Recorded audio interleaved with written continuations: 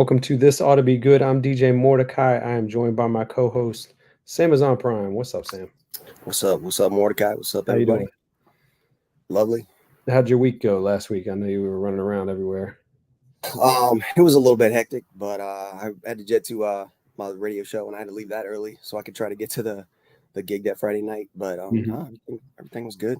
Do you have the radio show tonight or next week? Not tonight. Not tonight. Next Saturday. Okay. We don't have an interview next Saturday, but Sunday we got God's Morning Foundation, Clef Dollars family in their foundation. But this week we got DJ Sayeed and Kindu, Bedroom Productions, Black Anger. What's up, guys? What's up, fellas? Peace. How y'all doing? Peace. So speaking of radio, that's kind of how I got to know these guys. Can we talk about the Bum Rush radio show? Kind of the origins of that. The origins of the Bum Rush show.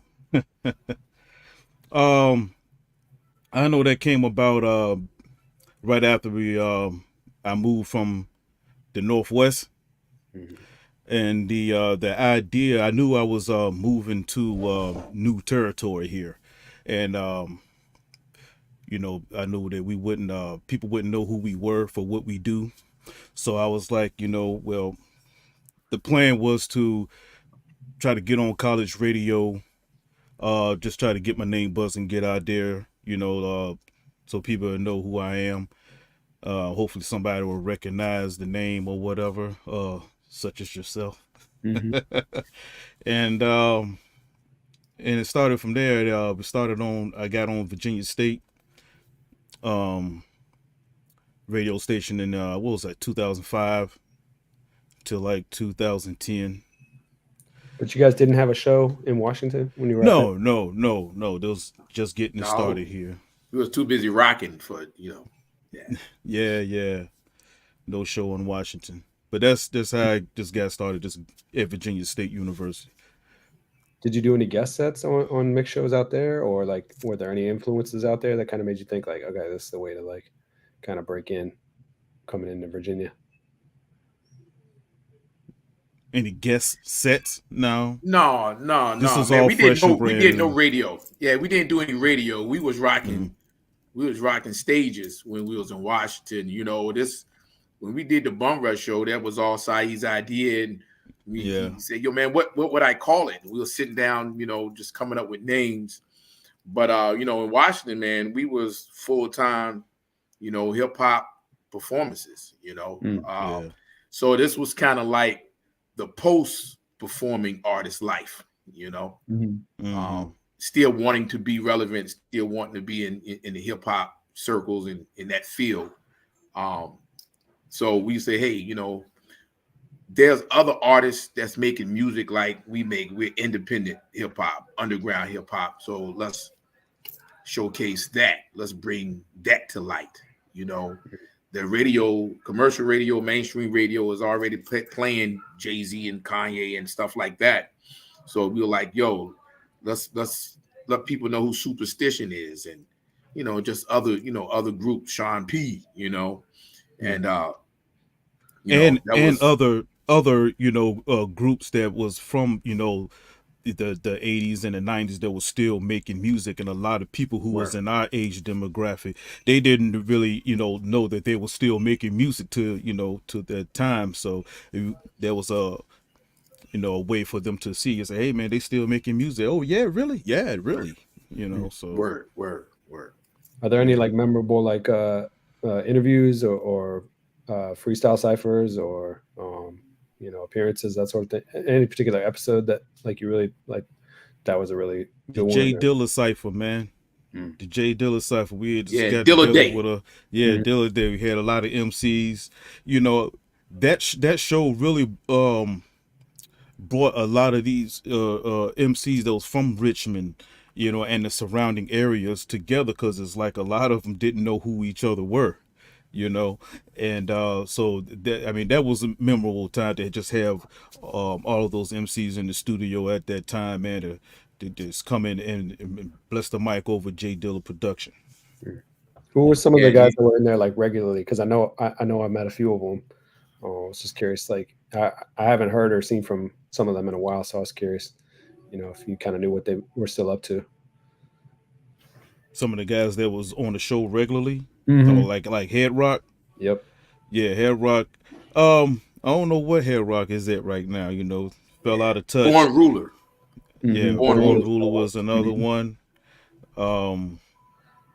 A1 you came A1 and Tiff the Gift came through the set, Mhm. out of Yeah, 757. yeah. We had Nori and Capone on the show too. Mm. They was Yeah, in the live. studio live. So Yeah, I need a recording of that if anyone's got one. Yeah, I think it's on YouTube. YouTube. I'll Yeah, send you the link. I'll send you the link. I Okay, think yeah, it's on yeah. YouTube. The DJ Bizarro and when after Sean P passed, we was interviewing him, talking to him because we knew his relationship, and that's out of nowhere, unexpected. He brought Rock Nest Monster on the joint, and that was a surprise, and that was great, because that was like Ruck's brother. You know what I'm saying? And that was a great show, man. That was a great show. And the Redman show, the Redman interview was crazy. Yeah, a lot of guests that we interviewed. Man, it was a blessing. I think you guys said you were bigger in Seattle maybe than in Tacoma. Can you talk about like how like Seattle like kind of shaped your sound, or like what was unique maybe about Seattle's hip hop scene? You want to answer that, dude? Seattle, man. Yeah, Seattle. Tacoma was during that time in the 90s, the early to mid 90s was the gangster thing, you know how towns that really don't have a sound and they kind of gravitate toward what's popping.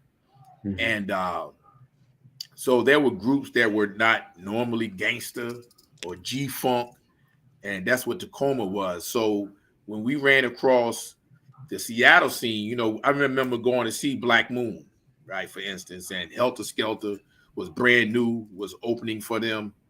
I don't think they was on the bill, but there were some groups that opened up for them, like Blind Council, right? And that's my man Black and Native Son, Blase and Native Son. B Mellow, I went B to Mellow see on the wheels. DJ B Mellow was always on the wheels, the house DJ or whatever. And I remember seeing Leaders of the New School show, and I met my man Jason, the fourth party. And I was like, yo, man, this hip hop up here. You know what I mean? So there's a story that we always tell. How did we get introduced to the Seattle scene? Because Tacoma was about 30 minutes south. You fly to Washington, you go to the SeaTac airport. That's Seattle, Tacoma, SeaTac. And Sayeed always share this story how we kind of got introduced to that Seattle scene. Sayeed, you want to share that? It was this brother by the name of Rob Black, not Black Rob, but his name was Rob Black, and from East Orange, New Jersey. Yeah, and he had a friend that was kind of like organizing this festival that they had every year in Seattle. It was called the Black Fest. And it was the Umoja Fest.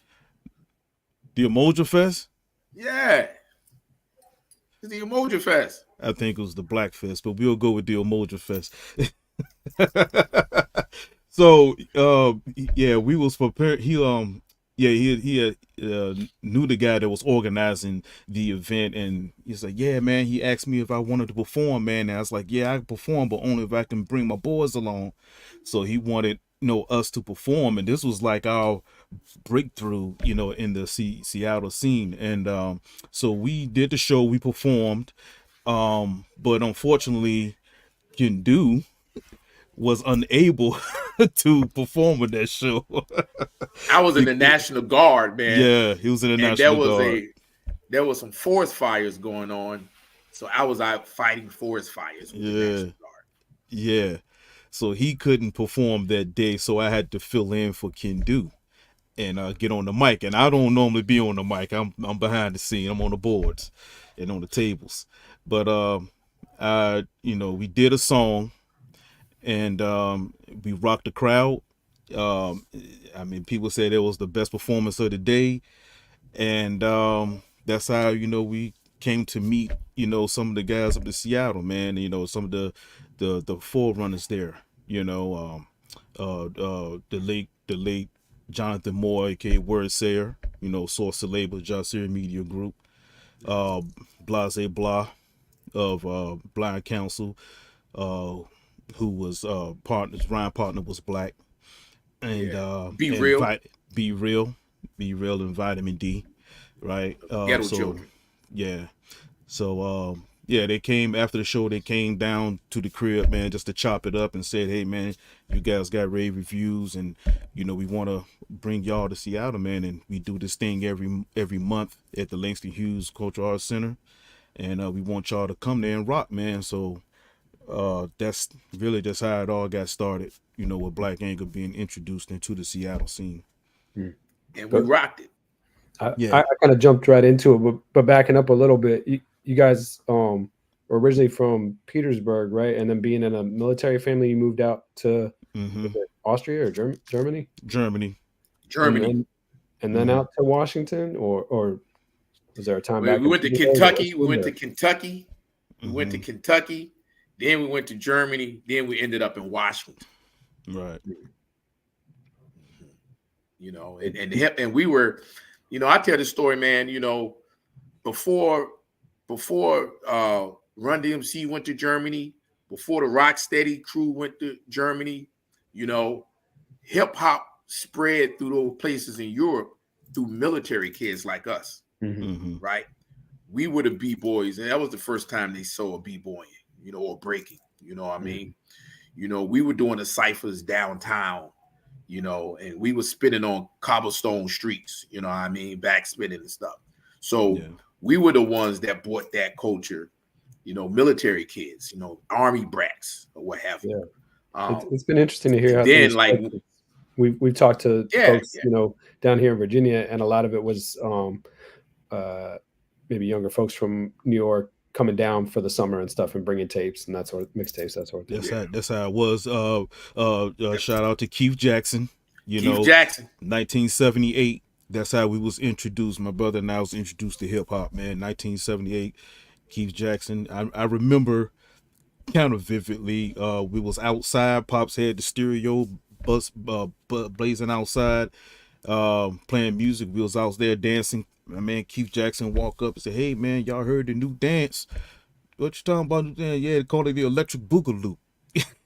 You know, and he started popping and doing his stuff, and then he showed us the moonwalk, man. It was like, yo, and that was before Michael Jackson did the moonwalk. So I was like, yeah, I was doing the moonwalk before Michael Jackson, bro. Word. Yeah. I know we talked, I think when we were doing the fundraiser for Kindu, and you had a funny story about I think going on a ski trip. I don't know if you found any photos or video of that, Saeed, but that sounded like a good time. Oh, a ski trip. It was a good time. I don't have any videos, photos, what have you, but it was a great time. It was a great time.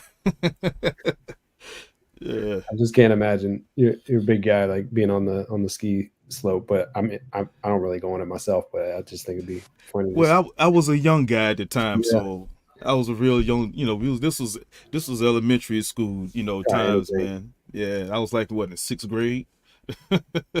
But I remember that time I had lots of fun. I remember how to if I get on the slopes today, I remember how to ski, bro. So I got you. Sam, you got anything you want to ask? I know I've kind of I know Saeed and Kindu probably, you know, better than you, but oh, I can't hear you. Your mic's not working. Uh-oh. Might have to drop off and rejoin again. We'll let them work that out. So I wanted to talk about the nonfiction single and kind of how it was, you know, noted for like dense, like socially conscious lyrics and head nodding production. Like, can you share any more about like the creative process behind like the nonfiction single and like what, you know, messages you wanted to convey on that one? You know, I would say, you know, before nonfiction, there was Self, and Self was the song that and the 12-inch that we put out on the backside. King Otto did the remix, and Black from Blind Council and from Silent Lamb's project, he was on the B side as well. Self was the song that put us on. Self was how we got distribution through Fat Beats. You know what I mean? And interesting enough, people would say that Nonfiction was came out a couple of years later. That was a better record to some people. I like Self myself, but Nonfiction didn't get that distribution through Fat Beats, but Land Speed did distribute it. You know what I mean? And so it still got out there. And you can hear, Nonfiction, streaming platforms, but not Self, because the masters are in a box somewhere in my garage somewhere. I don't know where it's at, right? But I gotta find it so we can get Self, because that was a bigger record. That record put us on, and that was a bigger record, and it sold more units than Nonfiction. Yeah. But Nonfiction, I was trying to promote and post about this. I was curious. Yeah, Nonfiction, something like that. Yeah, Nonfiction, man. I wanted to spit. I wanted to, do something like a fiery rhyming, but I just wanted to have a message. But I wanted it to be kind of, covert. Like you have to figure out what I'm talking about. And even though, it sounds like some stories or, some made up hypothetical, but I'm telling the truth. So we call it nonfiction. But as far as the production, it's kind of Sayeed, man. Sayeed put his foot in that one, Yeah. Sayeed, you can talk about the production. What kind of equipment were you working on? That was one thing we like to ask the producers. Everything that I've done, that I've put out during that time, was on the ASR 10. Yeah, it was all ASR production right there. So you don't really need the SP12 anymore, right? That's kind of what I'm hearing. Oh, the SP12 is home. It's never going anywhere.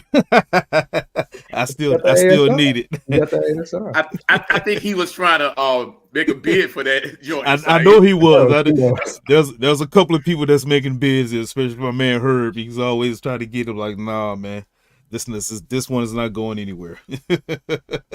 But no, the ASR 10 was the main production tool for most of everything we put out. What drew you to that? Like, what did somebody show you kind of the ropes on that one, or like, did you see somebody using it, or? No, I seen it. It was an ad in like one of those music magazines, and I was just looking at it. I was like, yo. And I remember telling Kindu about it. I said, man, I got to get this, man. And, I was still young at the time. I didn't, have the, good, decent enough job to, obtain that. Because I think at the time that it was probably like $2,800 or something like that. I was like, man, I ain't got money for that. But I had a friend who believed in what we was doing and was willing to help, finance the thing for me, man. And, I just make the payments on it. I just needed to be approved to get it. So I always appreciate him for that. And that's how I was able to obtain it, man. I think we've heard that from some other folks too, that they got, somebody that kind of believed in what they were doing and helped them out and stuff. Yeah. And I just watched a documentary about like LA's sort of underground hip hop, and one of the promoters, they were saying, I think their cousin or a relative, was really supportive of them, not necessarily into it from a performance or participation side. He just, liked what they were doing and what they were about. Hear me now? Yeah, you are back. Got right, you. that's what's up. You wanna shoot a question? Well, I was just gonna ask, as far as the Seattle scene goes.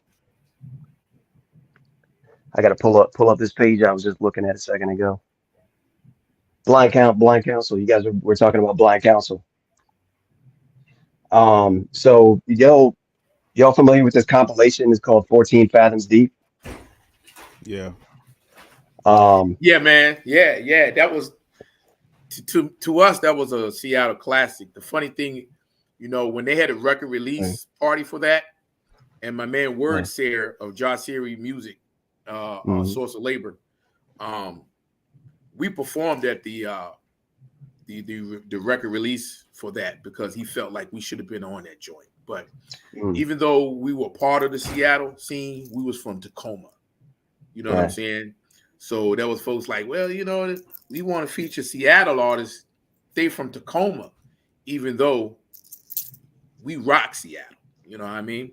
And all of our friends were Seattle based. And you know, many tell us that we inspired them, you know, to the way they perform and their stage presence, you know, people took notes from what we was doing. You know what I mean? So but 14 Fathoms, man, that's a classic. It's a classic. Yeah, definitely. That's a great compilation. It's actually there's a few tracks on that. I didn't even really know it was a compilation out of Seattle when I first got it. And I started looking into it and realized definitely, you know, you talking about the area having like the Northwest having its own style and you know, some of it was kind of like more on the gangster tip early on. And then it seemed like around that time, for me at least, looking in from the outside, around mid 90s, it really started developing a solid like boom bap hip hop scene. And so it seems. Yeah, Seattle sound was a lot of jazz lace samples. Yeah. Kind of Seattle, it rains a lot in the Northwest. And I felt spent a lot of time. Yeah.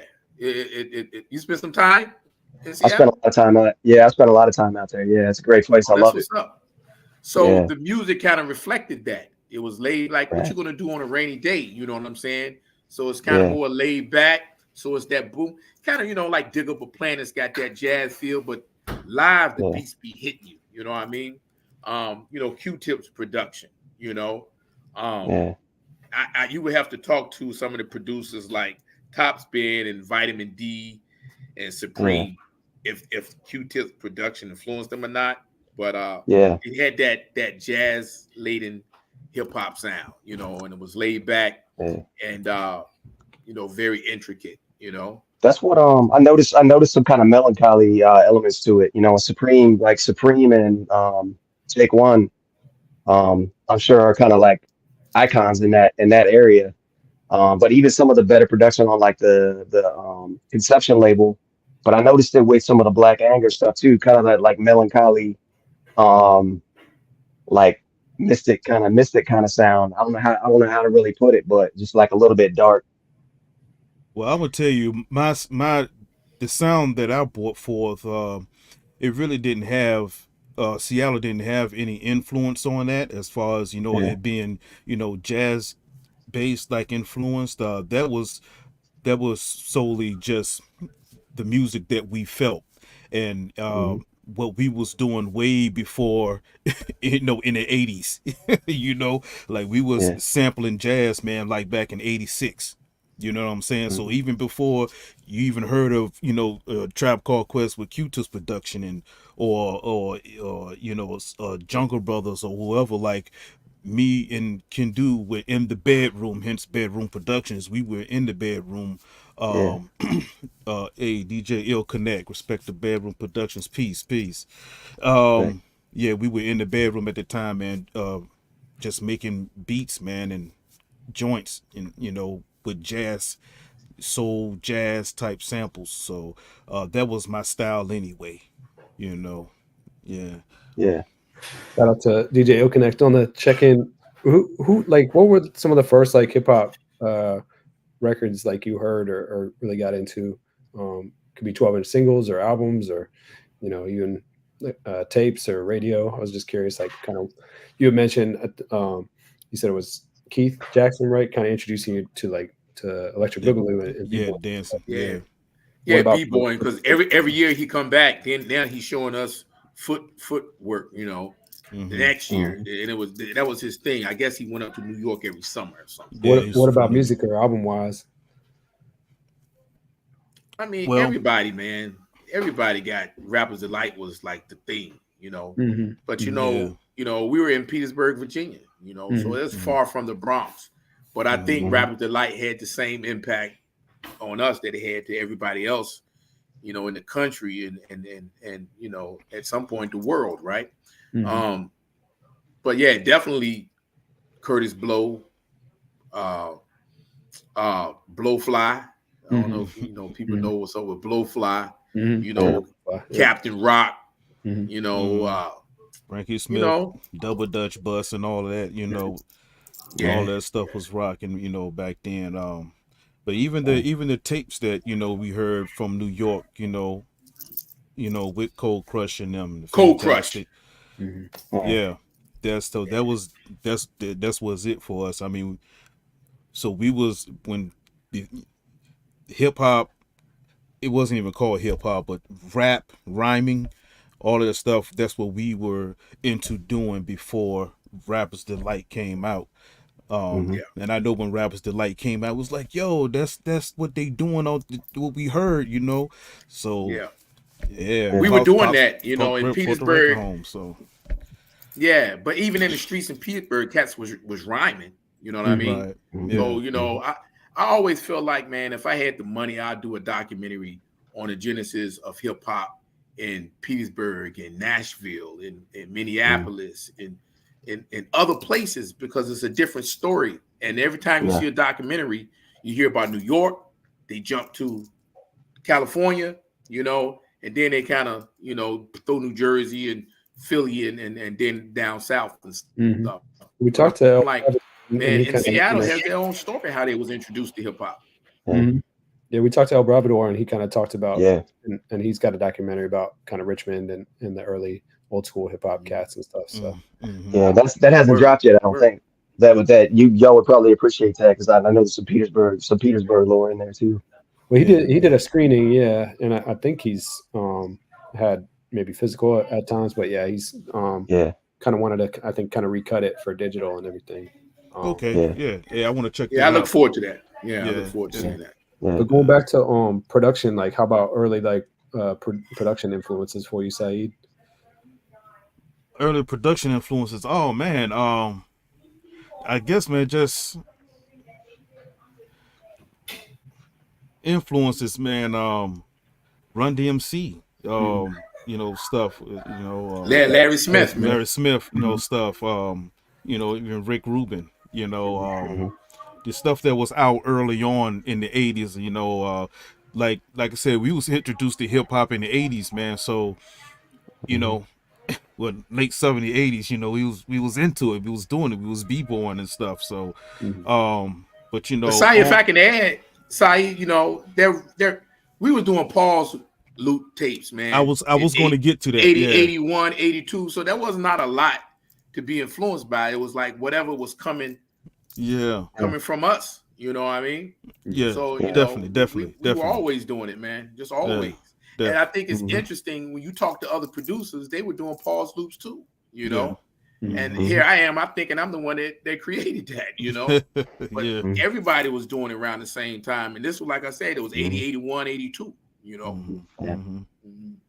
So on that tip, Saeed, you were talking about the jazz production and not necessarily being influenced by other crews, but like how did that kind of work? I guess like the beginning of the sample era.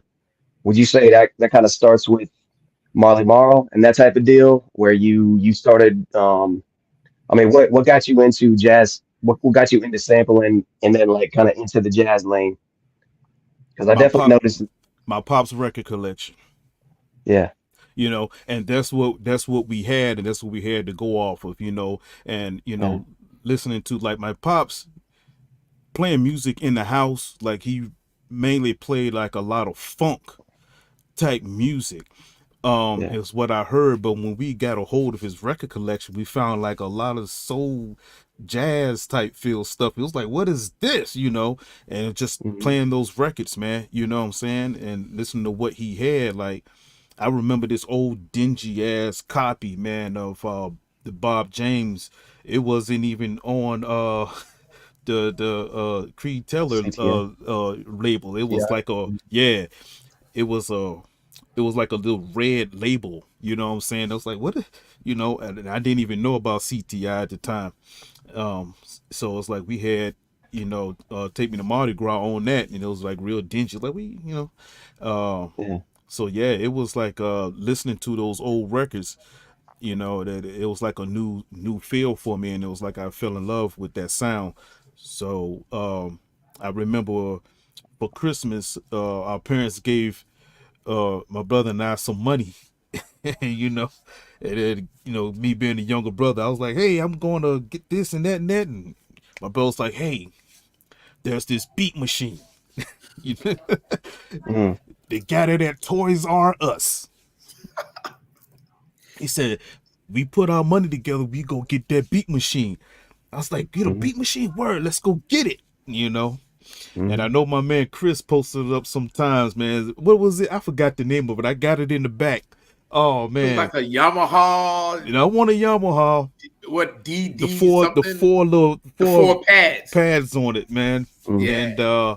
And yeah, we was, you know,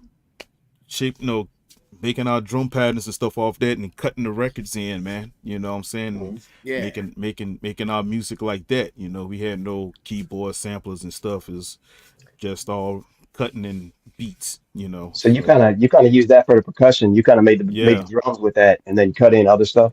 Cut in other stuff, yeah, and still and then doing the pause mixing and stuff with that with that.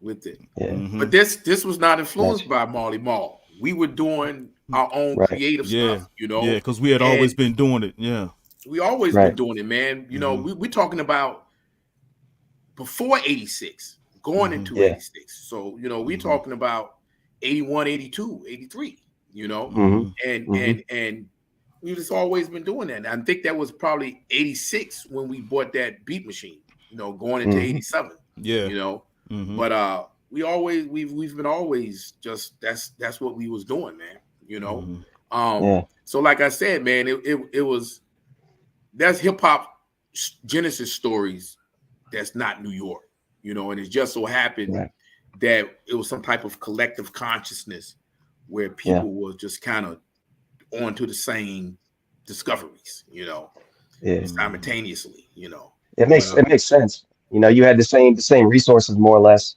and you had a vision of what you wanted the music to sound like, and it makes sense that you would come up with things with the technology that was around at the time. It wasn't necessarily influenced, but you had some of the same tools.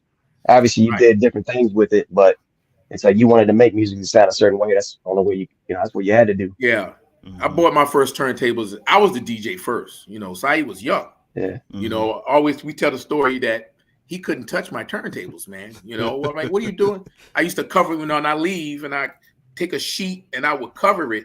Then this dude would come in and look at, you know, my set, take the sheet off, and then he'll put it right back like it was. So I didn't know he was in there practicing. You know what I mean? Man. So, you know, so that's was like 84, 85. You know what I mean? So rewind to 86, 87, we moved to Washington, and I went to see Mixmaster Ice do a set, right? From UTFO. And I was like, man, this dude was doing this thing called Transform, right? And I never seen it before. I never heard it before, right? And I was like beaming in on him. I understand I was the DJ. I was the MC and the DJ. Sayeed was the young pup, right? So I came home and I tried to show him what I was doing. I said, yeah, he was doing it real quick with the crossfade, you know. And then he was like, yo, let me see if I can do it. And he got on that joint the first time, you know. And I was like, I'm hanging up the DJ bag. Yo, you got it. You know what I mean? And like I said, that was 86, 87. Yeah. So I'm like, you the DJ now. You know what I mean? That's what's up. That's what's up. Man, it's amazing hearing you say that story. So many people we've talked to have said some of the same things about the equipment, the DJs. Like I used to bust in my brother's room when he was gone. He had the turntables, and I would be practicing. Or, you know, it just seems like, you know, you were driven to it, and like you did whatever it took to get more of it.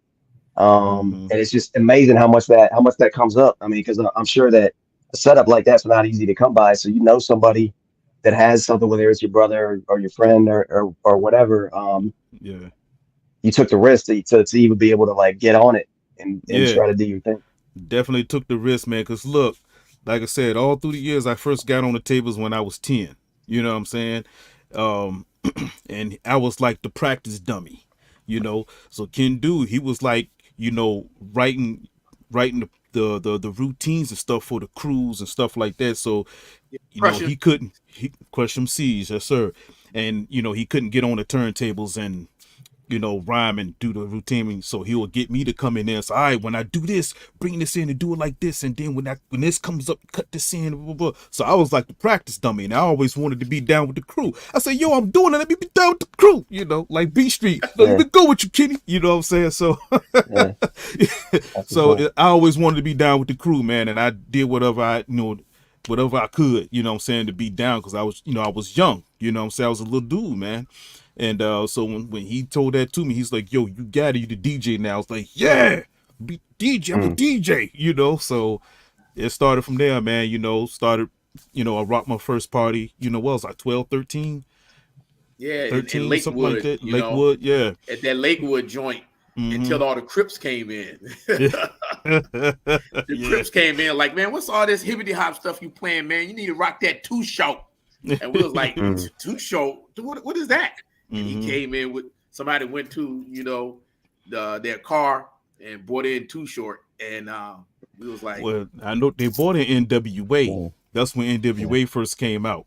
They bought that in too. Yeah, it was. He bought that in. I too, remember he bought that in, and he was like, yo, play this. I said, what is this? He was like, it's the new NWA from Cali. I said, which one you want me to play? What side? He said, it don't even matter. You know, and I put that 8-ball rolling on, man, and that joint started jumping, you know. So I was like, yo, what is that was March 1987. Yeah.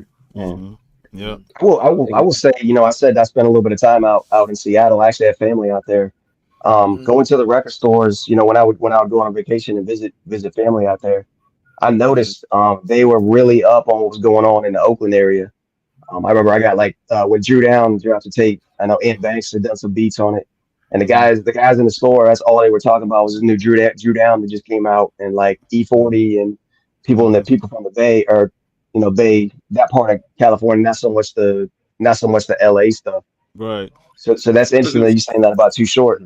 Yeah, it was closer. You know. Yeah. So you know, the rolling, you know, you heard about the Rolling 60s Crips. So there was also a joint called the Rolling 90s that was in Stockton, California. Stockton, California is more north, right? So, you know, San Francisco, Oakland, Sacramento, those things were closer to the Northwest. You know what I mean? Yeah. So it was a little easier to get down there. We struck up a good relationship with Hobo Junction and Saphir, you know. So we brought them up, you know, to say, hey man, we'll bring you guys down and you guys bring us up, you know. And we did shows together. So that's dope. It's probably a good time to get into the selected discography. I know I don't cover everything, but yeah, this thing, or I guess promo, is it 8x10? Yeah. Who's in the front and in the back here? Where you get this from, man? In the front is I gotta do my research, man. It got Wicked D. His name was Wicked D. In the back is was Wicked D, that's Kindu, that's me, and E-Real is in the back. Yeah, I think Discogs had some stuff, and then also Town Love. They had a bunch of stuff about y'all stuff. Yeah, Town Love. It seemed like they did a really good job of kind of documenting and covering Seattle. Yeah, big shout. They gave you a lot of love on there. So the first thing was 1994, like the first kind of official release, right? And Sayeed said he doesn't have a copy of this. Do you have a copy of this, Kindu? Yeah, I got it in a box in the garage. Yeah, it's a rare piece. But I don't have that cover though. I just got the tape, man. That's crazy. Yeah, man. It was independent, man. You know, so that basically meant damn the demo. So basically, it was a demo. So it was like a double meaning, like damn the demo. Here you go. Or it was like, yo, man, damn the demo. We putting this out. You know, so yeah, damn the demo, man. That's what set it off at that Black Fest, Umoja Fest that Saeed was talking about. Joint called Nigga Stick, man, and people that joint was hype. And Saeed, like I said, he put his foot in that, And you know, I don't think that sound like anybody else's production. That's just Sayeed's production, you know. And so yeah, man, that's where it started at right there. What was Impact? Yeah, Impact was Jay Adams. So, you know, we were doing our thing. So Black Anger. Okay. Black Anger. What is Black Anger? Black Anger is 50% Black liberation, 50% traditional hip hop, right? So we were performing for a Black Family Foundation show. That's our organization. So we said, how is the Black Family Foundation going to reach the youth? You know, so we're going to do it through Black Anger, hip hop. You know, so that was our social political organization, the Black Family Foundation, because we said the Black family was an endangered species, right? So we were about consciousness, you know what I'm saying? Black consciousness. So social commentary and talking about, you know, on white supremacy, domination, racism, redliners, you know, systematic racism and police brutality and things of that nature, right? And we were activists. So we was like, we're gonna rap about what, you know, what we really doing out here. You know what I mean? So Black Anger was kind of like the antidote, so to speak, you know. And we were Nation of Islam influenced, so you can see the star and the crescent on there, right? So so you know, that's what we about, man, and we never really left that, you know. So Bedroom Productions was our name before Black Anger, and me and Sayeed, that was our production moniker, Bedroom Productions, because we made beats in the bedroom, you know what I mean? And our studio, my dad was always, that ain't no damn studio. Why you got all these guys coming over here? You know what I mean? So not only were we making beats for ourselves, we was making beats for other cats. You know what I mean? And so yeah, man, that's it, man. Black Anger, man, was kind of thing that we wanted to put out there to impact the community, you know. Somebody in the post said that they like saved it from getting tossed out at KAOS. Was that a hip hop station or was that just a regular all format radio station? Or yeah, that was a radio station. One of them colleges. I can't remember what college that was. Saeed, what was that? Was that Pacific Lutheran College or I can't remember what KAOS? Yeah. that's a great radio station, Kyle, man. Right, Chaos. right. That's what I thought. I was like, that's got to be that's a station. But yeah. No, they played jazz and stuff, I think, man. But then, God, who was that? I can't remember, man. It was. We was very busy. We was very busy. El Bravador and Z-Rock Crew, Junior Funk Machine, they were you know, big influences as far as radio because they were like one of the first or the first like all hip hop station in Richmond. It was an AM station. Even though it was an on AM station. Yeah, I remember that before we left Virginia or when we came back or something. El Bravador and them was rocking on that. I forgot what it was, that station, but it was all hip hop. It was an AM station, and we used to be tuned in. You know, I was curious if Seattle had something like that, where like an all hip hop station, you know, coming on the scene was like kind of a big deal. Or yeah, it wasn't like all hip hop. It was like hip hop shows, and it was several different college. It was college radio stations. So normally college, it was normally college, man. Because we know we had like what was the big one? It's Cube 93 or whatever. That was super pop, super commercial. But you know, they would play Eric B and Rakim. They would play Sir Mix-a-Lot, Audio 2. You know, they'll play the joints, but it was like a show. Nasty Ness. Right. So big up to Nasty Ness. You know what I mean? From Sir Mix-a-Lot video. Nasty Ness. Yeah, that's hip. That's Seattle royalty in a way, you know. And Sir Mix-a-Lot, man, you know, I remember cats used to beef with Sir Mix-a-Lot, you know what I mean? Because he was like, yo, man, why you not putting the real hip hoppers on? You know, you got your boys, they not even rappers, you, but real cats were, you know, was in Madrona Park, and you know, cats wanted to battle Mix-a-Lot, you know. And I remember I used to come up from Tacoma and be part of that, you know what I mean? But yeah. That was not a hip hop radio station though. It was radio show, radio hip-hop shows. Yeah. Yeah. I gotta play. You pulling that one out? I gotta flex this joint right here. It's like one of the test press, I guess. Ooh. Yeah, Oh, Sam yeah. was on. Ooh, you got the test first. press. Yeah, that's Oh, crazy. wow. You guys know Philip? I think he had a show on the University of Richmond station. You know what I'm talking about, Mordecai? Philip? Maybe. Philip. I can't remember. I know. I was there mean, for a long time, so I met a lot of folks up there. Yeah. What was the name of his show? On a few things from Philip. I think he had ties with you guys. You might know him by his DJ name. I can't remember it. Do you remember DJ Too Tough? Like his show? Could be.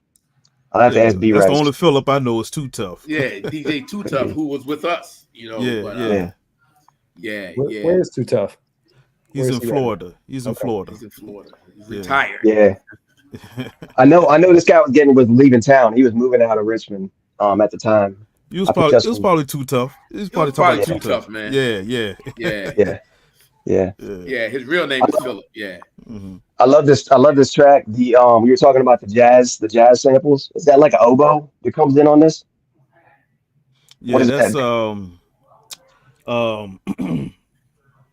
damn, what is his name? What I sample that from? I forget his name. Yeah. It's not coming to me. It's right it's there. Wild though. It's a wild sample though. Yeah. Damn, it's a what sample? It's a what sample? It's like oboe, right? Sam, what did you say? It's oboe?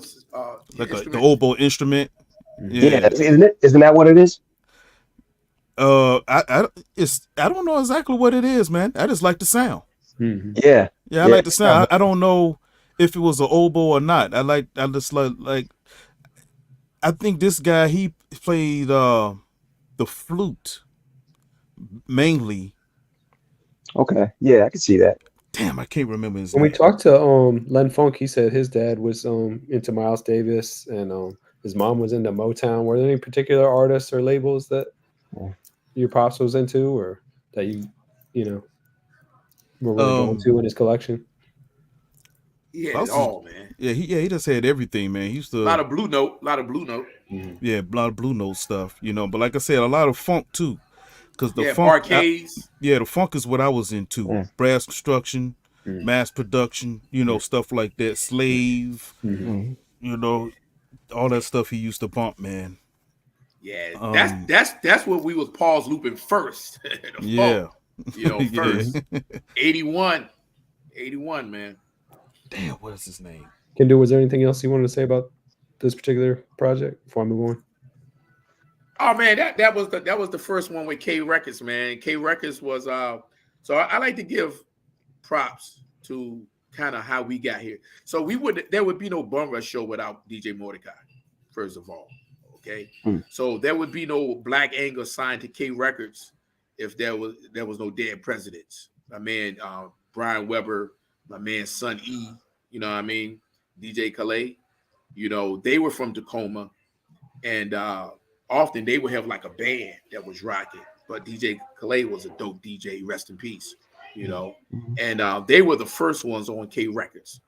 So naturally, they was Calvin Johnson, the owner and operator of K Records. They went to him and said, "Man, you gotta hear Black Anger." You know what I mean? Our boys Black Anger. They hip hop group, man. We gotta make sure you get it. Dead Presidents.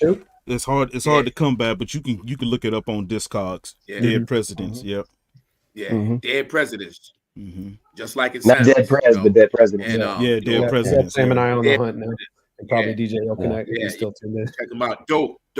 I mean, we have to give onus to Brian Weber because Sayeed became a dope producer because of Brian Weber. He was friends with Brian Weber. Yeah, and he really showed me. He really showed me a lot, about hip hop production. That because I was still on the pause loops and stuff like that, and hooking up with him, and going to his spot and seeing what he was doing, the record collection. He showed me a lot, man. So I always give props to Brian. He always be humble about it, but I say, hey man, you really seen me through with this. So What was that keyboard workstation he had? What was that name of that? He had the Roland W30. Mm-hmm. Yeah. W30 workstation. Yeah. Mm-hmm. And he had the 8-track Tascam, with the cassette tape, the 8-track Tascams joining. Like the 464, like the portable one? The portable one, yeah, 8-track joint. Yeah. Uh-huh. Yeah, and he was doing amazing stuff, man. The beats was incredible. Sonny's lyricism was dope. Jalil, my man Jalil, had some dope production, dope lyrics, man. These are some cats that, I used to look to because I was like, these mugs is dope, and they from Tacoma, and it was those our right brothers, man. They was our brothers. Yeah. So there's a Jalil. There's another compilation I've got that has one of the Black Anger tracks on it, and there's a track by Jalil. Is that the same dude? Yes. Yeah, it wasn't this one that you're showing. I just did some scratches on this one. Yeah, Sam's bringing up a different thing. Okay, this one. There's a compilation I got. I can't think of the name of it, but I know there's a Black Anger track and a Jalil track, both on it. Yeah, it's a Jalil track on there too. I'll tell you the name of it in a second. Okay, look it up real quick. Yeah. This one is This was a band. Yeah, this is Dub Narcotic. This is Calvin's band, the owner of K Records, and K Records was a punk label. Yeah, an alternative group. Beck. Everybody knows Beck. Beck started out. Beck started out on that, but he started out on K Records. K Records. Built to Spill started out on here. Was a rock that we opened up for a lot. We opened up for Built to Spill. They wanted us to open up for them on their show. So in Oregon, there was an Oregon show. Yeah. Kindu we rocked with them a few times. The little test run, and he was saying that y'all were kind of unsure about maybe opening up for a rock band. Like you're like, we're a hip hop group, right? Yeah, they wanted us to go 30. Brought a lot of their fans over to become fans of y'all. Right, I don't know if y'all can see this. It's called Classic Elements. That's like what the cover. We're gonna get to that. Yep, that's coming. Oh, you got that one in there. That's the one that's got Jalil on it too. That's what I was thinking about. Yeah. I was just curious, Saeed, how old are you here in this photo? I think I was probably like 19. Wow. Yeah. When it came out in 96, you was 22 years old, man. Oh, I was 22. What was 96? Oh, okay. I shot the photo earlier. There you go, 21, 22. 97, we got 206 mixtapes worldwide. All right. Boom. Sam's on it. With the cassette one, that never came out right there. That cassette version. Did it? Yeah. We had CDs, vinyl. We had it all. We had CDs, vinyl, and cassette. We had cassettes too. So the the logo and everything was black, and on the CD I think it was red, and then on the vinyl it was green. You know what I mean? You got the test press like red, black, green. Yeah. Yep. Okay, man. You what's up? That's what's up, man. Amazon. Yeah. Yeah, wow. Man. You a digger, man. You a digger. I played both those records on my show before. I played Violence, I Become It, Feel What I Feel, maybe one or two other tracks on the show. That's my favorite song. Violence. Yeah, I love that track. Yeah. I gotta play the clean version. Yeah. Violence I Become It is our favorite. It's my favorite song on that joint. It's that's dope. It's like we just kind of saying, hey, this is where violence comes from, the mind state that it comes from, and so we was always trying to drop jewels, and saying that we're being as a people, as young black men are being manipulated by a system, you know what I'm saying, and this violence ain't just coming out of nowhere, it's been planted in us, so yeah, man. Yeah, that was the joint. Did hearing that quotable from that Nas track, did that kind of inspire, or did it just kind of go along with the topic? I don't know. Kindu, you found that. You told me you wanted that cut up in there, so I don't know if that came before or if you was inspired by that. Wait, you know how you have a theme or a title of a record, and then you go find cuts that go with it. Just like, man, who said something about violence? And they're like, whoa, yo, Nas, what does Nas say? And you know, we cut it up in there, you know. Yeah. Who did the logo? Like, what's the logo all about? I did the logo. So, you know, we was working with what we had, man. That's like a standard Microsoft Word font, you know. And I drew that little. That's a clan. That's a clan's mask. I was about to say. So we were saying we want to eradicate the mentality of the Ku Klux Klan. You know what I mean? And anybody could be under that hood. You know what I mean? It could be a white guy. It could be a brown guy. It could be a black guy. It could be a yellow guy. You know what I'm saying? That is, you know, seeking to destroy, you know, people of color. You know what I'm saying? Melanated people. You know, or you know, whether they be Jews or whatever. You know, it's hatred. You know, so we was like, that's a noose. So that circle, and you can see the hook to the A there. That's like a noose. So we said, hey, you want to hang something? We want to hang the mentality, that white supremacist mentality. You know what I'm saying? That's divisive and destructive. You know what I mean? Kind of like KMD with the Sambo crossed out and stuff. Kind of like with the KMD thing. I was very similar. You know, so it's pretty generic. Pretty, you know, I look at it now and it's like it's kind of cheesy, and we wanted to change that logo. Somebody drew something for us. We're like, yo, we need to use this, but it's, you know, we just never got it out. We got we did not have a lot of time in the studio, you know. We got one more person I want to bring in that might have one more perspective on this. Give him a second here. Oh man, who you got coming in, man? E-Real, you there? Yes, sir. Welcome. E-Rilla, I see. Word up, man. Word up. Hey, that's what's up, bro. Welcome. Let me back up a minute. He's in the back here, right? Yeah, he's in the back. Yeah. What up, E? What up? Yes, sir. We complete now. Yeah. Man. No doubt. Thanks for hopping on. Did you have anything you wanted to mention? We kind of covered the demo and Feel What I Feel, and just touched on Dub Narcotic Sound System, and now we were up to 206 mixtapes. Was there anything you wanted to mention about that particular release, or? Not right offhand, man, because I'm pretty sure my brothers covered like most of everything, and they probably said everything that I would probably say, man. It was like everything happened so fast for us, man. Like we went from basically being some obscure young kids from Tacoma, Washington, to the forefront of Northwest hip hop in like, in my estimation, maybe a year. And it was crazy. And it was, I don't know if they talked about our introduction to the Seattle hip hop scene, but a little bit, it was a show. Yeah. That catapulted us, man, and it was at the Langston Hughes, man. And that show, like, that was the catalyst for us being pushed to the forefront of Seattle hip hop and Northwest hip hop.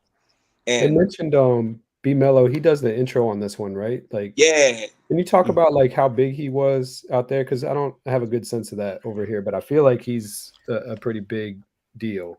He was probably one of the biggest, if not the biggest DJ in the Northwest. Hands down. He definitely was. He was. Yeah, the biggest DJ in the Northwest, hands down, man. In the Northwest, hands down. Hands down, man. Everybody from like all the way from out in LA to out in Canada knew who B Mello was, and he was moving on the New York. Yeah, everybody. All the cats that came up in the 90s, they all was on B Mello's tapes, man. Yeah. But doing freestyles and all of that. So he's crowned the West Coast #1 tape master. You know what I'm saying? Yeah. So, if I can add, you know, so when we said we were going to do our own label and we was kind of partnering and breaking from K Records, and we said, yo, we need to get our vinyl, the 12 inches, in the hands of DJs. DJ B Mello gave us a list. He was like, hey, here's DJ B from Virginia. You know, here's, Tony Touch. I mean, he gave us the list. You know what I mean? And Opal. Man, DJ Opal. He gave us the list, man. Babu, you know what I mean? And big shout to DJ B Mello, man. That's our brother, man. It's hip hop thing, man. Where did you find your music popping up once you kind of got it distributed to some of the kind of like tastemaker DJs? Did you ever hear about or see it come up on something noteworthy, like hear it on a radio or a mixtape or anything? Well, it would be. Go ahead. Sorry. Well, go ahead. What was you gonna say? Because I don't know if you. No, I was just gonna say people would tell us. You know what I mean? Like, they were in LA and they heard this, or they were at the Tunnel in New York. Oh wow! And they played our joint at the Tunnel. Like, yo, man, I just left the Tunnel. They played your joint. Stuff like that. So. And I know, what's the guy named Kindu? I got a bad memory, y'all. You need to excuse me. But what was it, Blackberry Records? Yeah, we're gonna get to that too. Yeah. Okay, you gonna get to that? That M Boogie. Yeah. When he wanted to feature that on that mixtape, that really pushed us out there even further too. Into that hip hop, more hip hop audience that we was catering to. So big shout to M Boogie, for that too. Yeah. Maxed Out Singles was almost like a compilation, right? Like kind of an EP of kind of their stuff. EP. Yeah. Not so much a compilation though, but an EP for sure. Yeah. Anything you want to mention about this particular release?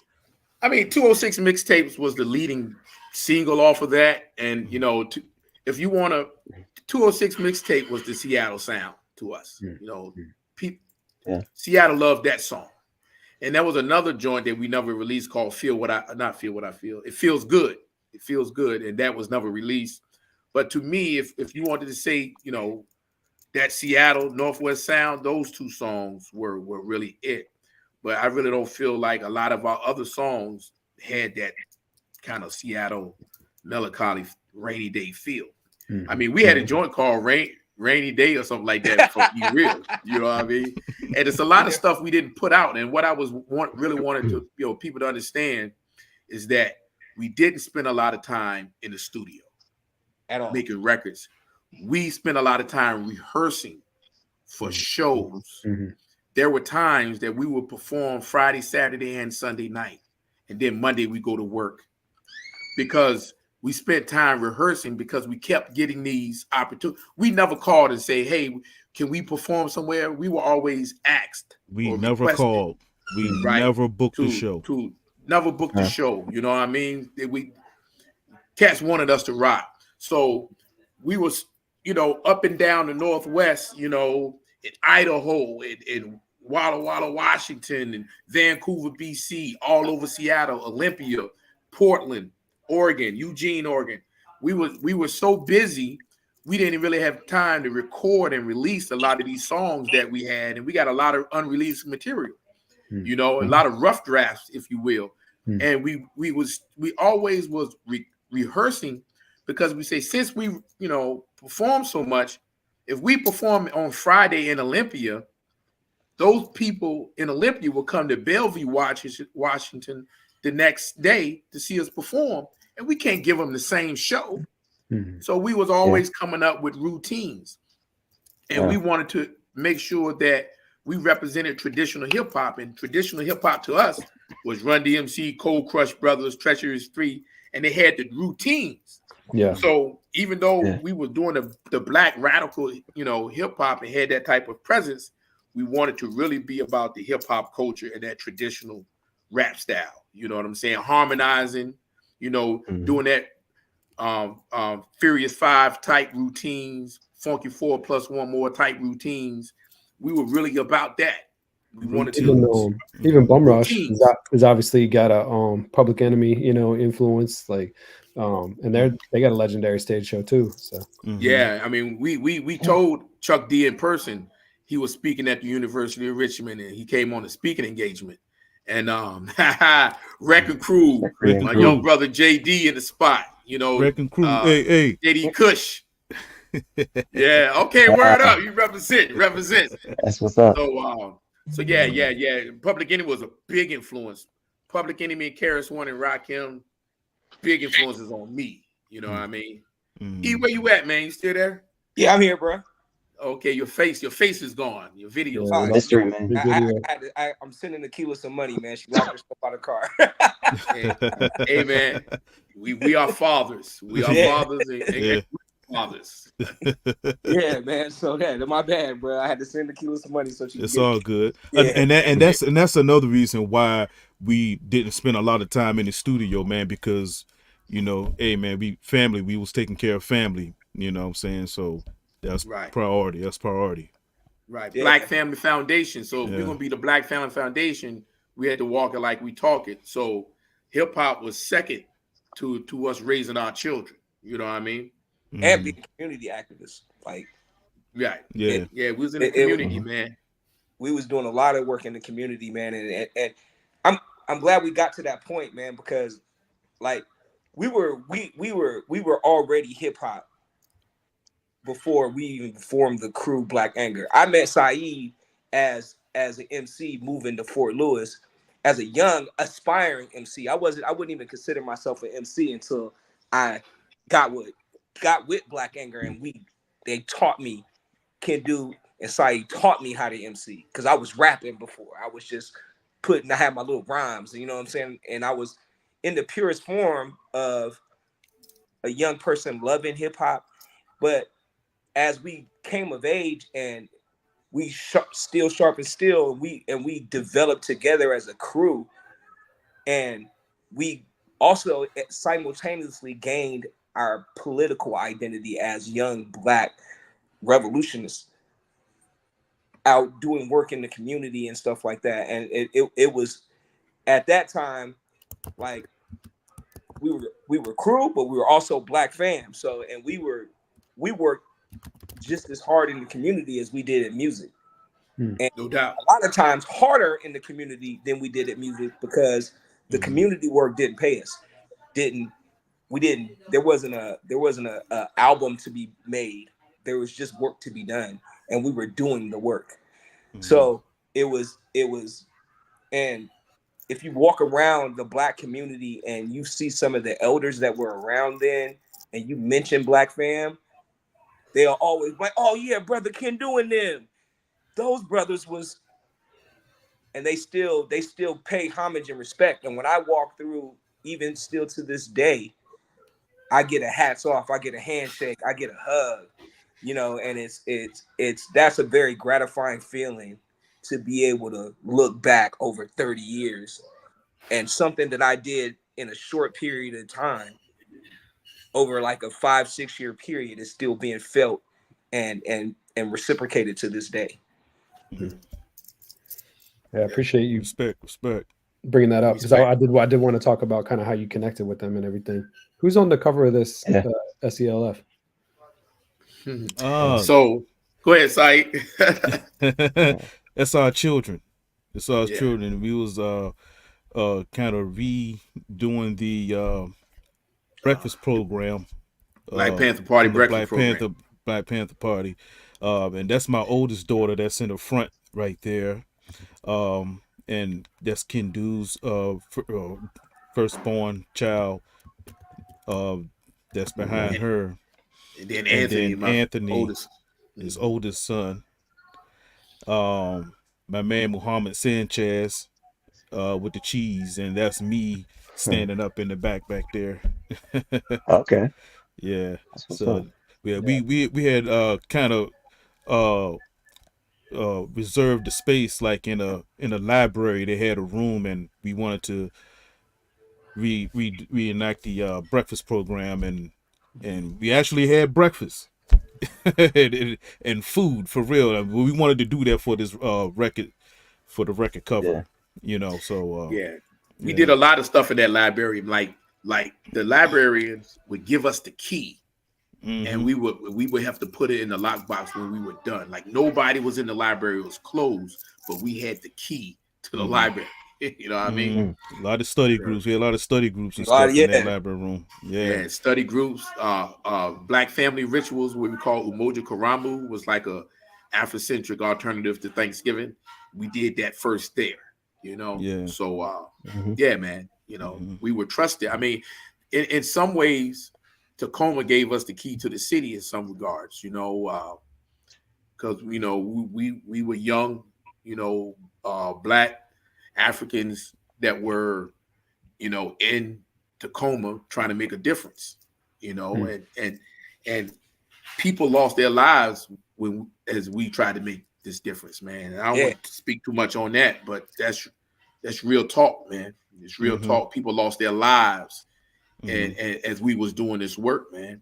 And you know, people lost their lives, brother. You know, that's all I can say, man. And we fought for something. You know. Let me right there, dude. Yeah. And I'm not gonna get too much into that specific subject, but this is that what Kindu is speaking to. I have to paint the picture so you truly understand what Black Acre came up out of, right? In the midst of our rise as a Black revolutionary hip hop group, a Black revolutionary organization, Tacoma had one of the biggest murder rates in the United States. We had a super huge gang problem, and what we were doing was not popular. Like, I don't know if you guys remember this, but we actually did a show. I think was it at Pierce College or TCC, where cats actually booed us because we were East Coast and we were spitting conscious rap. We had the East Coast sound. Yeah, right. And cats was just like, man, who are these dudes? Who do they think they are?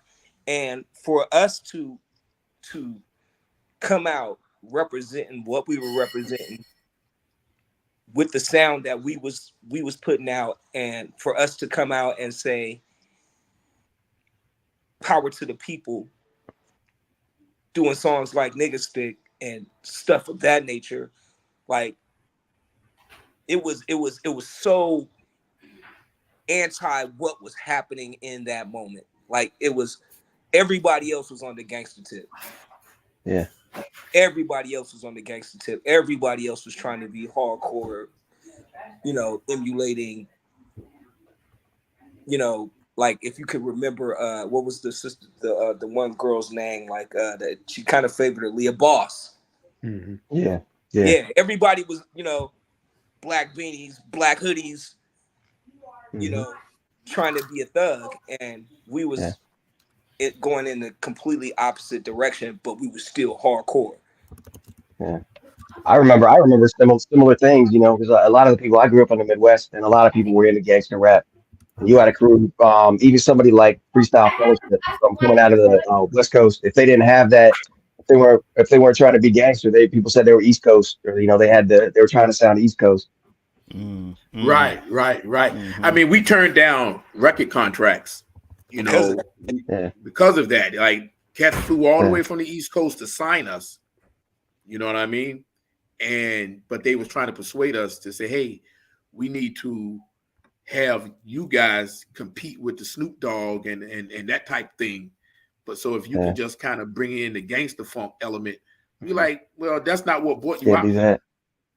You know what I'm saying? You came here because we was rocking. So why would we switch up? So that was a couple of record contracts we turned down. And, you know, people say, man, y'all could have blew up and got your foot in the door and became on a mainstream platform. You know, a lot of people said Dead Prez came out. Y'all was Dead Prez before Dead Prez. You know what I mean? And but we just couldn't sell out like that, man. Because Black Anger, because we said Black Anger meant black art, no gimmicks, evolving revolution. That's what we said. That's what that Black Anger acronym is. You even rapped about that, if I'm not mistaken. You even rapped about that as far as it seemed like you were rapping about some of the label politics, about how everything that was involved in. Was it Feel on Feel What I Feel? I'm trying to remember which track, but you definitely touched on that. I feel like. Hey, I don't know. I don't even remember some of the It might songs. be no commercial. I can't Maybe remember no the rocks. commercial. No commercial, mate. Perhaps, yeah. Probably Yeah. no commercial. Yeah, you're probably right. Yeah. E-Real, where are you right now? I think you're out West Coast. Yeah, I'm in Tacoma still. I ain't never left Tacoma, man. I've been here the whole time. Mm-hmm. Now you left for a little bit. Yeah, oh yeah, I did leave for a little bit. But that's that comp. So when E-Real trying to bring up about E-Real went to if I could add, E-Real went to North Carolina because that's where he's from for a while.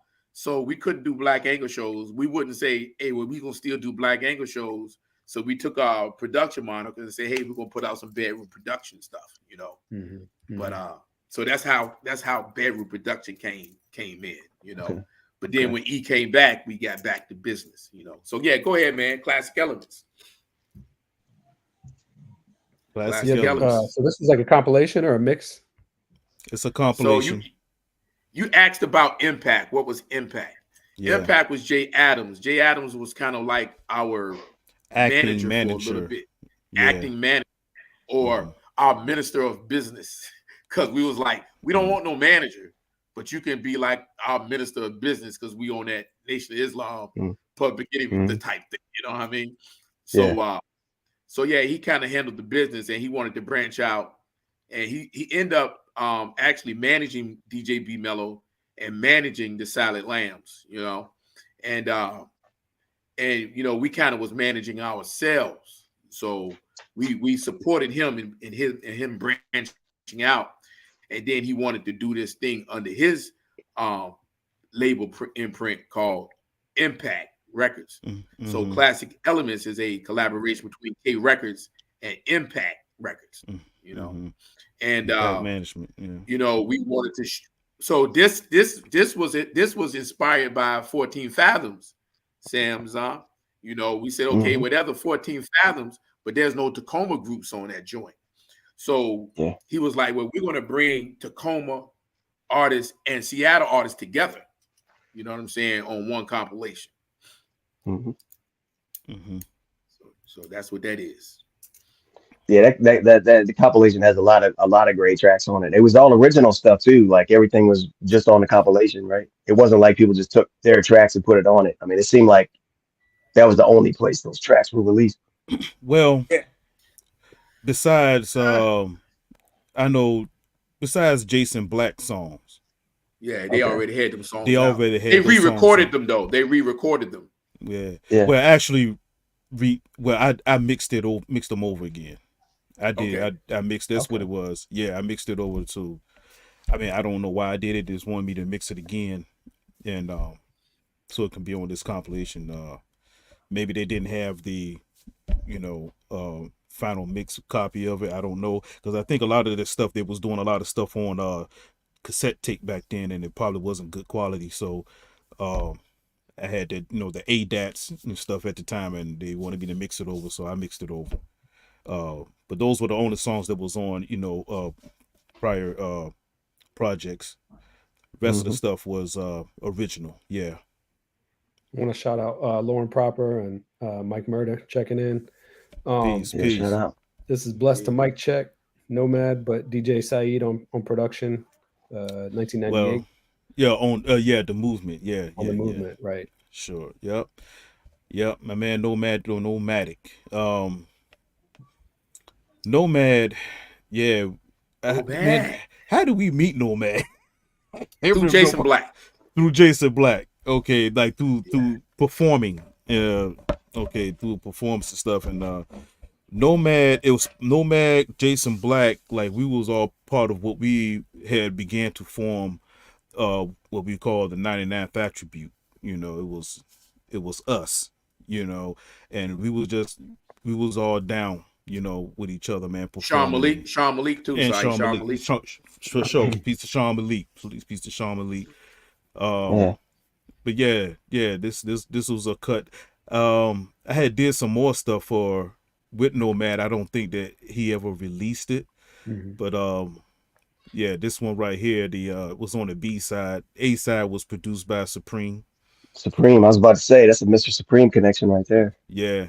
Nomad's real A-side. name was Eton Pope, I think. And when I first reached out to E-Real, it was because everybody was calling him E, and I thought it was Eton Pope. So sorry for that mix up. Oh, But Nah, happy to have Word E-Real up. here. Appreciate yeah. you. brother. I'm not Yeah, sure. He did your homework, man. Yeah, you did. I tried. Didn't get it all right, but I tried to do a little bit. Yeah. That's Was no Was this bad. the first time you had done production for somebody outside of Black Anger and Bedroom Productions that ended up getting pressed up? No, On wax, I Solstice. Well, Solstice. So on the Classic Elements, sorry, you correct me if I'm wrong, but Solstice has a song on the Classic Elements. yeah, Novus New World Order. Ordo No, Novus Seclorum. Ordo Seclorum, New World Order. New World. Yeah. Novus So I Ordo think Seclorum. Solstice was part of the movement. So Black Anger, the movement, and that was Nomad, Solstice. We were trying to bring in a Sun, you know what I mean? But yeah, Solstice and Nomad was part of, they would travel with us. Black Anger, the movement. Yeah. Yeah. Mm-hmm. Yeah. legendary stuff too, man. God dang, that was legendary stuff. Mm-hmm. Yeah.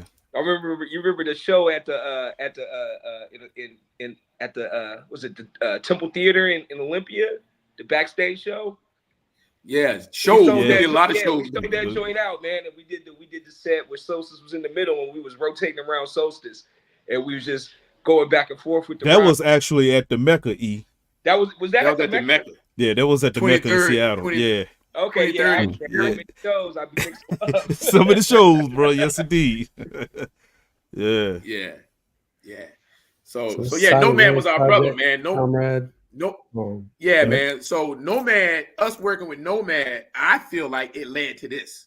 Mm-hmm. So Sayeed tells a story that Sayeed would do a lot of beats, but I wasn't selfish. And I said, hey, all these beats ain't for me. I don't hear Asim or E-Real on this beat. Get us to Jason Black. And Sayeed just reminded me of that the other day, and it worked, man. And it worked.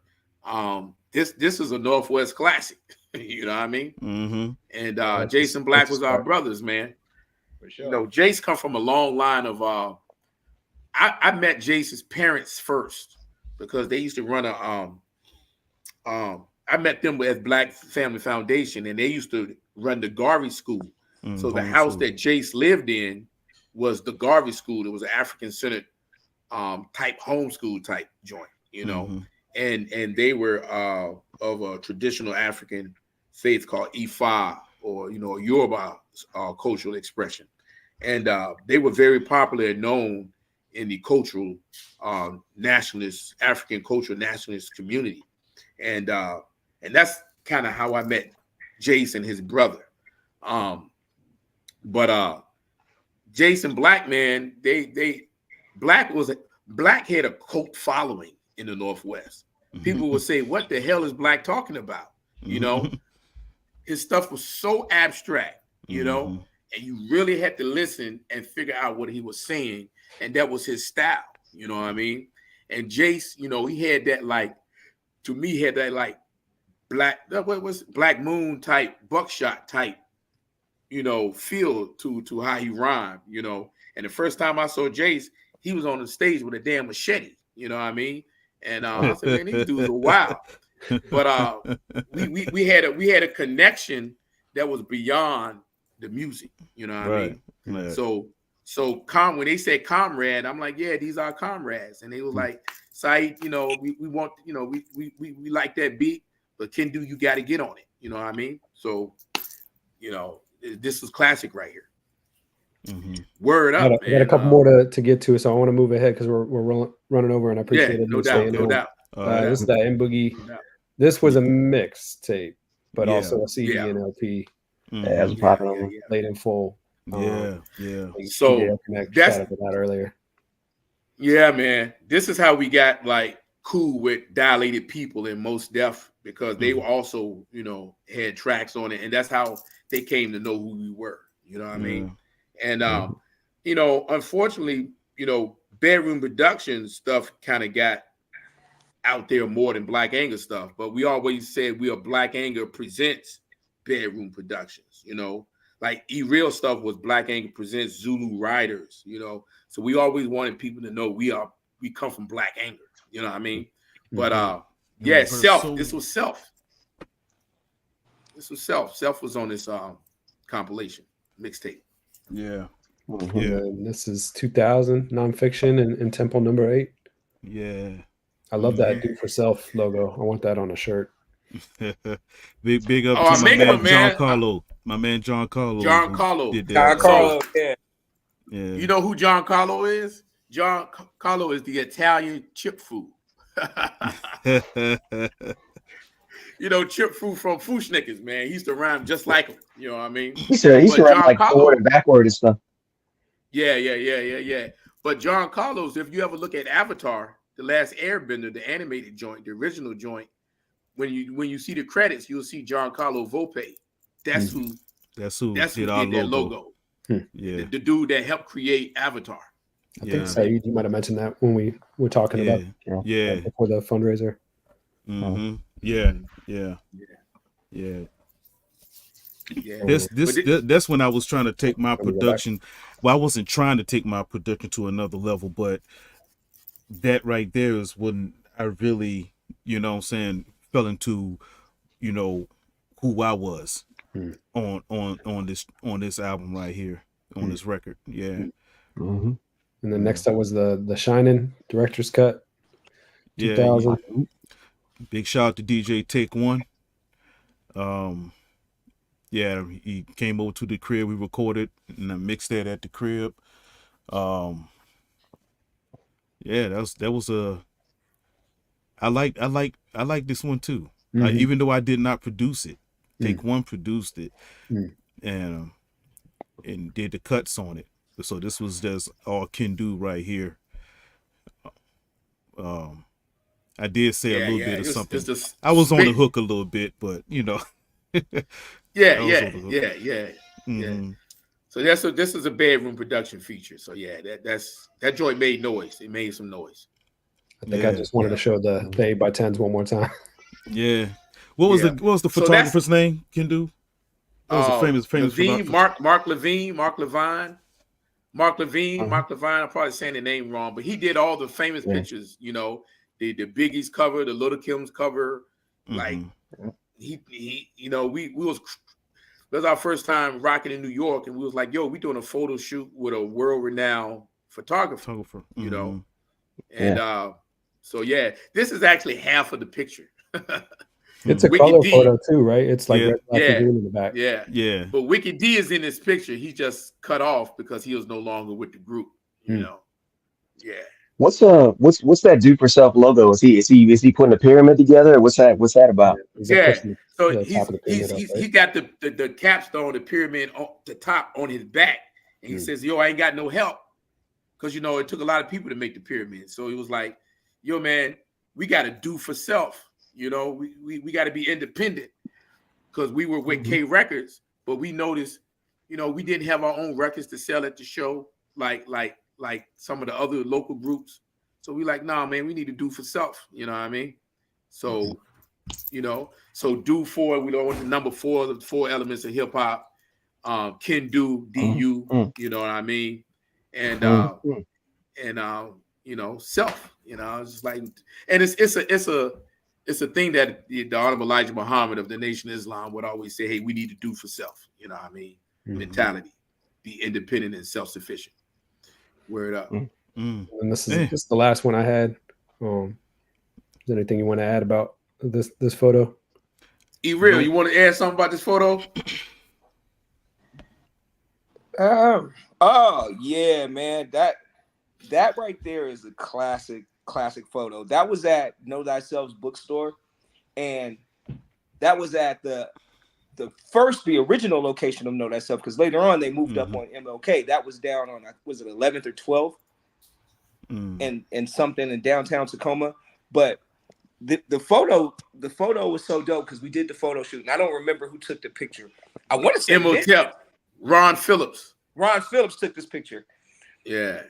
And Ron Phillips is the grandson of Dr. Chancellor Williams, who wrote the best book you should read is Destruction of a Black Civilization. And this is why I love Kindu, because Kindu don't forget nothing. I forget all these details, but that day particular, like you can't really tell, but we have our Million Man March hats on in that picture. I think I do, or somebody, one of us. I think you and Kindu do probably. Yeah. Because I think we were getting ready for the Million Man March, or had we just come back from the Million Man March? I don't remember that part. I don't know. But I know we had the Million Man March hats on, and we all went as a crew to the Million Man March in DC in 95. 95. Yeah, and that was like, so for us to be standing in front of Know Thyself like that picture in front of the bookstore represents who we are. Like, it says everything about us as a hip hop crew standing in front of the Black bookstore, because we're all about Black knowledge and educating and helping our people out. I remember that being a big sort of, not really marketing, but like anecdote about Black Star, like them kind of owning I guess African bookstore in Brooklyn or Brooklyn. Yeah. We lived in this bookstore, man. This is where Black helped form Black English. The knowledge and the information that we came across was from this bookstore. That was Brother Eric Henderson. Yeah, Brother Henderson was like really, really influential in helping shape our ideology, and he was just ornery Black brother, man, just about 6'3", 6'4", just a big dude, man, and his voice was booming, and he would just talk, and the way he would talk to us, man, he'd be like, "Y'all brothers, man." Yeah. He said, y'all be boot stomping through this joint. I'm like, yeah, man, boot stomping. So big up to Eric Henderson, big up to Anthony Muhammad, man. You know? Yeah, those was our mentors. Yeah. You know, Sister Nikki, big up to Sister Nikki of the MGT, man. They were grooming us. Yeah. You know, we were blessed to have incredible mentors that was like, they felt our energy. They was like, these young brothers, and especially being us being brothers, and that was it was a really big deal for Black men to be standing up and representing in that moment, because for the most part, in a lot of cases, it was sisters that was at the forefront of the movement. So for us as Black men to be stepping in and taking a leadership role and a vocal role and being outspoken in the community, like when we pulled up to meetings, it was mostly sisters, and there was brothers. There were some influential brothers around, but for us being young Black men, our counterparts were 30 years older than us. There wasn't any brothers that was 18, 19, 20 years old doing the work we were doing. They were beginning to, or I would like to say, and I don't want to sound egotistical in any way, but we mentored a lot of these young brothers. They still run up to me to this day, like, "Hey, man, y'all brothers from Black Angle, man, y'all got me started. Y'all gave me that drive and showed y'all laid the foundation." And we were only like a couple years older than these brothers. So for us in that moment, and I didn't realize this until I ran into Brother Anthony the other day, and I posted that picture of on my Instagram with Brother Anthony, man, who was one of our biggest mentors. And I didn't realize that. He was like, "Man, you guys was," I love the way Brother Anthony, he was like, "You guys were just he always gave us such praise and accolades. You guys were like the young lions, man. You guys were like Simba out here." He said that to me, and I just started laughing, because I was like, "Brother Anthony, you always give me a positive word every single time I see you, bro."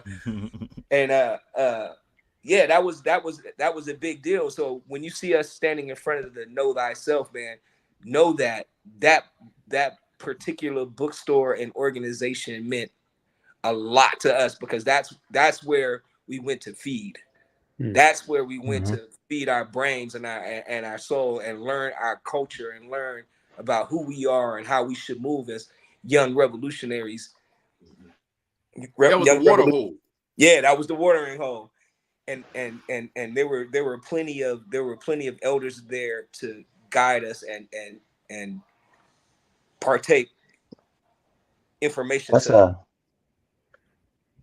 That's heavy stuff. That's heavy stuff for that age. I mean, you can understand why, most people aren't focused at that age or see the bigger picture like that. So I can imagine that y'all definitely stood out. Being 18, 19, 20 and already being on that and already trying to like improve things, as a whole. Well, we're running quite a bit over. I just wanted to thank everybody. Thank you, E-Real, for jumping on and staying on, and everybody that tuned in, and Kindu and Sayeed, thanks a bunch, and Samazon, thank you for thanks for having us. Hey, thanks for having us. Thank you both. I appreciate y'all, man, and keep this hip hop thing going, man. Preserve it, preserve the culture. Like I said at the beginning, we got God's Morning Foundation coming up next week. Clef Dollars Foundation. We'll be talking to his sister and brother there. A couple weeks we're gonna have DJ Barnacles back, and got some more coming up. Homeboy Sandman, I think, next month. So Lauren Proper was asking if I was gonna play some Black Anger and Bedroom Productions. Usually I just kind of raid out to somebody, but I did queue up a couple videos, so I'm gonna play those. Y'all feel free to hop off. Appreciate y'all. Like I said, much respect. I appreciate everybody's time. It's very, very enlightening. Definitely. What up? Appreciate you having us, man. Appreciate you having us. Appreciate it. Peace. Peace. Peace. Peace.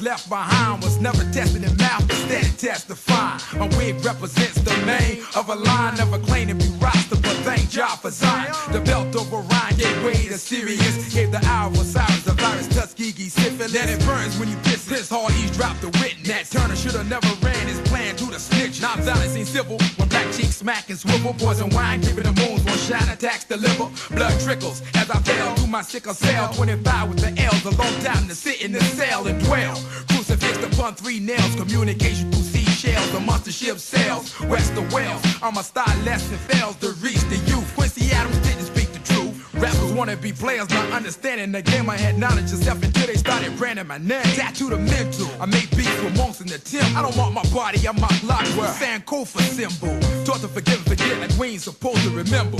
Ignorant of what goes to enter. They did something to the water, increased the growth rate of my daughter. Colonialism invades every border. Father was a horoscopic holistic torture, a blind to signs. I wish I could rewind the time so you can see for self. You knew yourself, you do for self. Instead of what you do to yourself. It's that supreme everlasting foundation. Knowledge is the key to free the black nation. Infiltrate the movement with integration. Supreme everlasting foundation. I go self. Know myself. I go self. Pick up yourself, black man.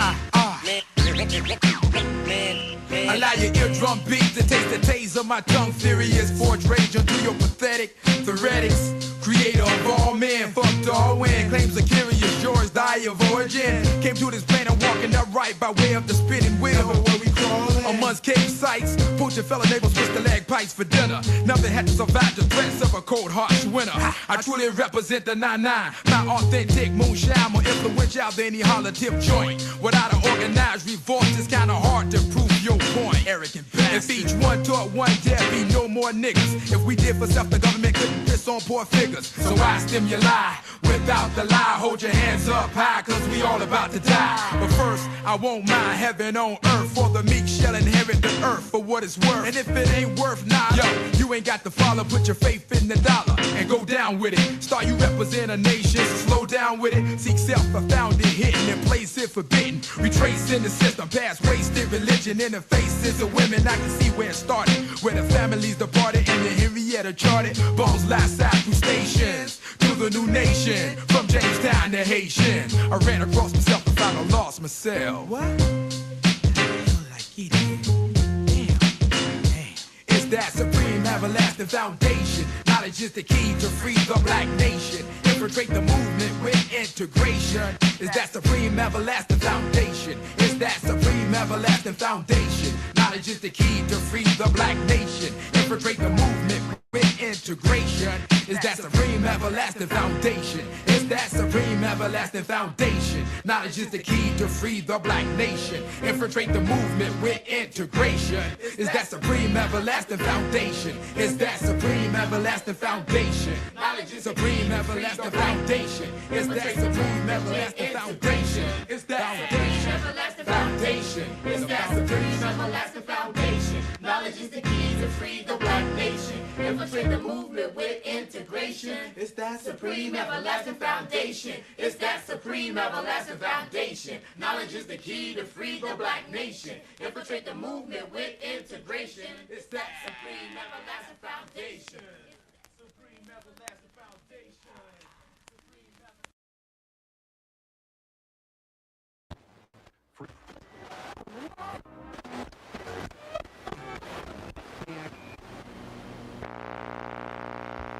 No hip hop. Yeah. Word. Party people say yes, yes. Word up. How we do? 19. Born God. We represent. I bring death from the left, so call me cancerous. Terminal site, he makes tracks devilish. So come dance with this Sammy Davis type tapping pavements, revealing hidden documents unknown to agents. Cavemen attempt to walk in black footsteps of pharaohs, stealing my blueprints, intercepting broken arrows. Clarify, leaving thought patterns paralyzed. Cause not think as deep as me. Untapped frequencies bounce off airwaves like hands at shows. I stare around like echoes, loops laced with fat flows. Got you addicted, like Westerners studying hieroglyphics. I see the signs of requital. Earthquakes, famine, floods, and blizzards. Is it me or is it you? Is it hip hop or is it true? Catching on like flu. Figures jeopardize lives for a compromise without limits for the cream. An extreme epidemic. I not get twisted nor bending. Your whole style is rented. Your philosophies of keeping it real seems to be pretended. A figment of your imagination, fictitious, exaggerated. Reason why Freeway and CIA collaborated. The seriousness behind this new world order becomes diluted by being overrated. I'm a 2000 AD revolutionist. Y'all outdated. That's why you hate it. No commercial.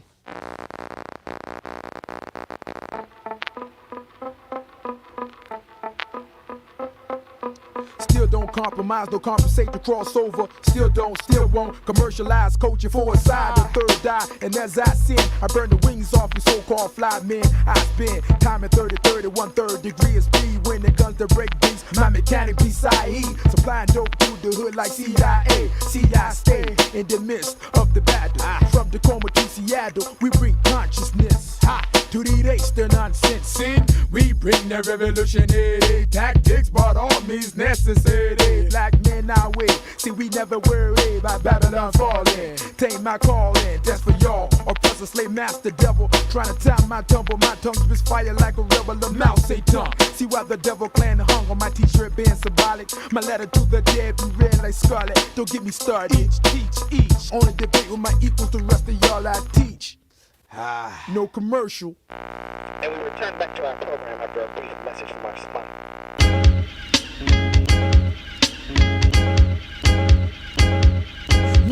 Who gives a damn about a platinum record when these pimps got you selling your ass and not respecting yourself? Now check it. It's hard to represent hip-hop when hip-hop don't represent the way I raise my seeds. Fuck y'all niggas, go blaze y'all weed. Why the Illuminati I speak about be secret routes to bring about a genocidal massacre. Rappers are slaves for master. Most of y'all don't know. Those that know are straight fools. How can you sign a deal and have dinner with a motherfucker that hates you? Molest his daughter to convince that trick to date you.